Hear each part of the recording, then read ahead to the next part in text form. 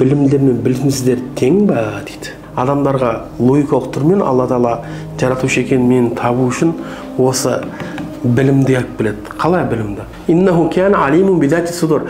Мен Темірлан, сенің ішіңнен айтсаң да, сыртынан айтсаң да мен білемін дейді. Дұрыс па?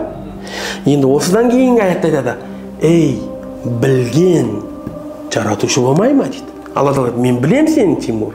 Енді екінші ереже бар. Кім біледі? Сол жаратушы. Демек, мен немін дейді? Жаратушымын дейді.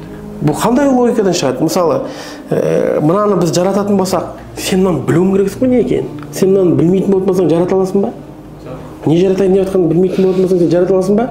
Алла Тағала сол логиканы алып келіп тұр да: "Ей, сен ішінен не жасырсаң да, айтсаң да, мен сені білем. Алимун бидати судур" дейді. Алла Тағала немен дәлел әкеліп тұр? Біліммен. Демек, білім Алланың бар екеніне дәлел. Білім адамның дәрежесін көтереді. Алла Тағала өз Құранда айтады: "Білім мен білмеушілер немен дейді? Тең ба не дейді?" Ілім дегеніміз харам нәрсені халал нәрсеге айналдырады. Охотаға итпен шығуға бола ма? Боласыз. Мысалы, ит сілекейі нәжіс па, таза ма? Нәжіс. Бірақ қалай охотаға шығуға болады? Айтады, охотаға шығу үшін шарт болып ит не болу керек? Білім дейді болу керек. Білім дегеніміз не? Үйретілген да. Таста деген кезде тастайтын. Демек, иттің аузын нәжістіктен оны халалға айналдырып тұрған не? Білім.